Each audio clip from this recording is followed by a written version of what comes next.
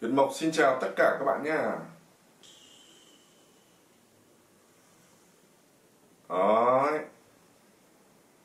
Hôm nay thì Việt sẽ hướng dẫn cho các bạn cách các bạn có thể uốn cong được cái gỗ MDF phủ melamine bằng cái cưa đĩa cầm tay các bạn nhé. Cưa đĩa cầm tay.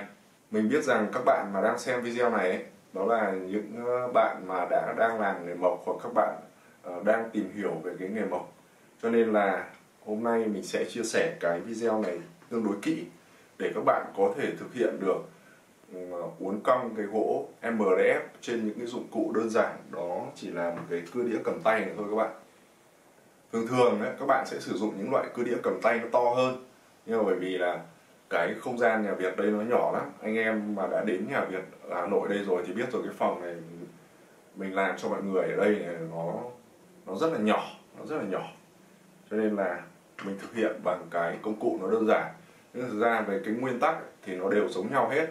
Để mà các bạn có thể uốn cong được cái gỗ MDF mà phủ melamine này, về cơ bản nó đều có một nguyên tắc dùng máy gì thế thôi. Kể cả các bạn dùng máy CNC, máy rotor hay là cái cưa bàn trượt, cưa to thì nó cũng vậy thôi. Nó đều có một nguyên tắc. Để minh họa cho các bạn có thể hiểu rõ hơn thì Việt có vẽ một cái hình như thế này rồi. Thì đây nó là cái mặt cắt của cái gỗ mà sau khi chúng ta cắt hoặc là chúng ta định thực hiện đấy các bạn. Đấy thì Việt vẽ ra đây để cho mọi người dễ hình dung đấy. Thì giả sử cái gỗ này bình thường chúng ta hay làm là 17mm, 18mm đấy. Đó. Thế thì cái nguyên tắc đầu tiên các bạn cần phải nhớ ấy là cái phần mình gạch chéo đây này, đánh dấu đỏ này, đó là cái phần gỗ còn lại. Cái phần gỗ bỏ đi đây các bạn nhé, cái phần gỗ bỏ đi đây, thì cái phần gỗ bỏ đi này nó chính là cái khoảng cách mình gọi là A đi. A này thì A này là nó bằng cái chiều dày của cái lưỡi cưa các bạn. Đấy, đúng không? A bằng chiều dày lưỡi cưa này. Đấy. Thế còn cái khoảng cách mà đây gọi là B này. Đây khoảng cách này này các bạn. Cái phần thịt còn lại này thì các bạn nên để nó khoảng tùy vào cái độ cong mà các bạn muốn uốn nhé. Muốn uốn này.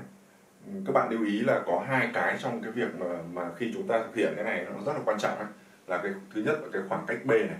Đấy, là cái phần thịt còn lại này nó khoảng 3mm thôi các bạn nhé. Tầm 3mm thôi. Đấy. B đây các bạn. Đây.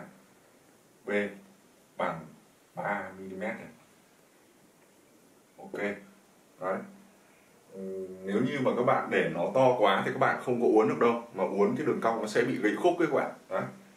Thứ hai nữa là cái khoảng cách này này, khoảng cách này.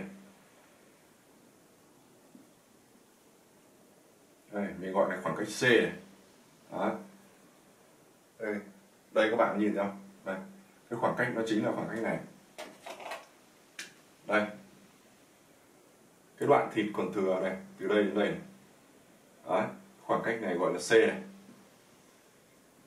Thì cái C này các bạn nhé, khoảng cách C này thì các bạn chỉ để cho mình là 2mm thôi. Đó.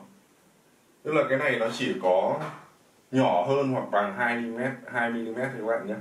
Đấy. Nhỏ hơn hoặc bằng 2mm thôi. Không để dày hơn quá đâu.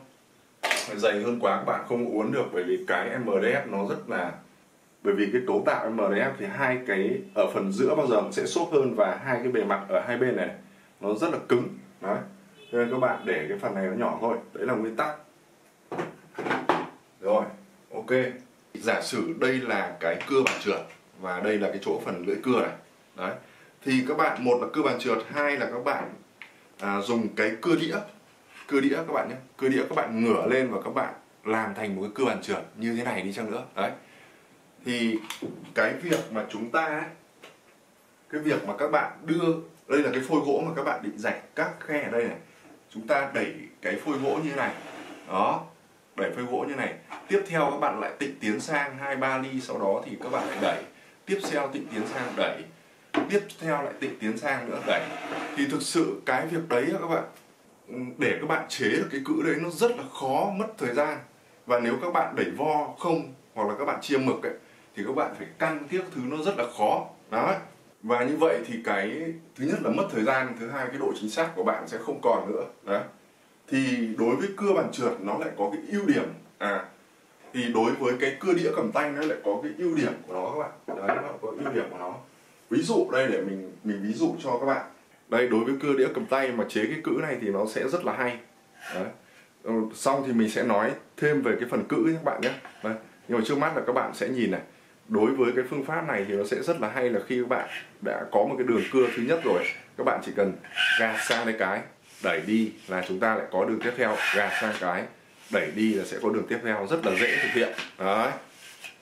Rất là dễ để thực hiện cái việc như vậy. Thế thì đây là cái cữ mà mình làm ở trên cái máy cưa, do cái đường kính này nó rất là nhỏ, các bạn dùng cái đĩa cưa khác thì đường kính nó sẽ cao và to hơn rất là nhiều, thì chúng ta chế những cái đế này nó phải lớn hơn các bạn nhé, đế lớn hơn. Cái này thì mình dán băng keo ở đây thôi, không có gì cả, bóc vào nó rất là chắc. Đấy, bây giờ tháo ra làm khó này. Mình vừa bóc cái đế băng keo ra xong, nó hơi lam nham một tí, nhưng mà các bạn lưu ý này, khi mà các bạn chế ở trên cái cưa đĩa lớn ấy, size đường kính nó lớn ấy, thì cái lưỡi nó sẽ hạ sâu xuống hơn các bạn nhé. Cái lưỡi nó sẽ hạ sâu xuống hơn, thì các bạn có thể là hoàn toàn làm những cái đế nó rộng hơn, và các bạn có thể là tận dụng được hai thứ. Thứ nhất là do cái lưỡi cưa này của Việt này nó chỉ có 1,2 mm thôi, tức là cái đường cắt này của nó này, đường cắt này của nó chỉ có 1,2 mm này. Đấy, nó chỉ có 1,2 mm thôi, cho nên là Việt phải dùng cái cữ nó có cái g nó xuống này, nó chỉ có 1 ly này. Đấy, thì nó sập xuống đây. Thế nhưng mà cái lưỡi cưa bình thường nó sẽ rơi vào khoảng tầm 2 mm, tầm 2 mm, thì các bạn nên tận dụng những cái cữ này, cái cữ đi theo máy ấy. Cái cữ đi theo máy rất là quan trọng nha các bạn nhé, các bạn đừng có bỏ. Đấy, máy cưa nào nó cũng sẽ có cái cữ này, thì chúng ta tận dụng cái cữ này, chúng ta chế vào đây và chúng ta dùng cái này thì nó sẽ rất là ok hơn rất là nhiều, nhàn hơn rất là nhiều luôn. Đây, việc ví dụ cho các bạn. Thì bởi vì sao, cái cữ này chúng ta sẽ điều chỉnh được. Đấy, điều chỉnh nó sẽ chính xác hơn, chứ chế như cái cữ của Việt nó sẽ khó hơn. Đấy, nó khó hơn. Thì đối với cái nghề nội thất này các bạn, thi công nội thất nói chung là sản xuất và thi công nội thất ấy, thì đòi hỏi chúng ta cần phải có những sự sáng tạo liên tục. Chúng ta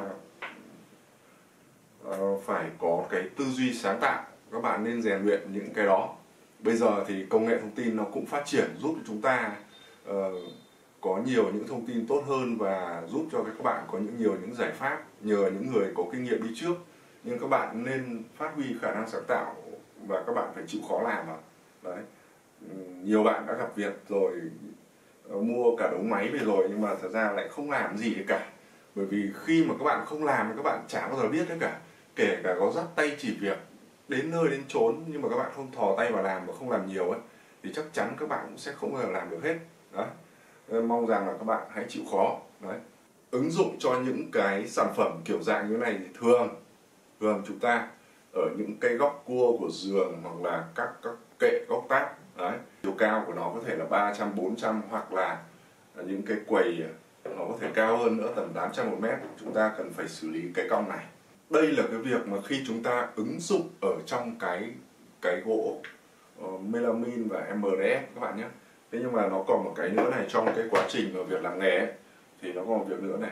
Ví dụ bây giờ là gỗ nó cần phải bo những góc cua mà độ dày 5 cm, độ dày của cái đấy nó không phải 17 ly nữa, không phải 17 mm này nữa, mà nó là 50, nó là 80, thậm chí là nhiều hơn nữa. Đấy, hoặc là một cái con số nó khác hoàn toàn với phôi vật liệu này, thì có những phương pháp nào để chúng ta có thể thực hiện nó.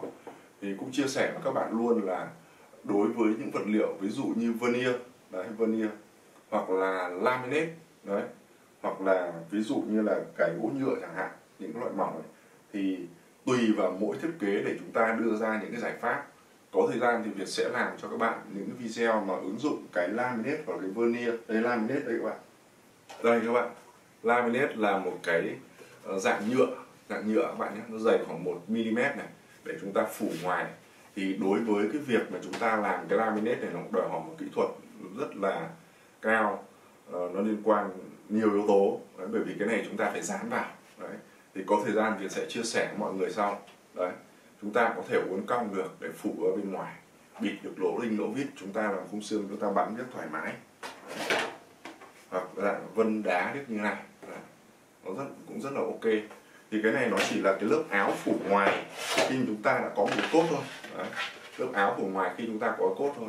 Nhưng mà để làm cái cốt ở bên trong đấy, đối với những vật liệu khác thì chúng ta đòi hỏi một kỹ thuật khác. Hoặc là ví dụ đối với vernier chẳng hạn thì chúng ta lại cần phải sử dụng những kỹ thuật khác nữa. Thì có thời gian thì Việt sẽ làm cho các bạn những video đấy sau. Video cũng đã dài rồi. Rất là chân thành cảm ơn tất cả các bạn đã xem video. Xin thân ái chào tạm biệt và hẹn gặp lại các bạn vào các video tiếp theo.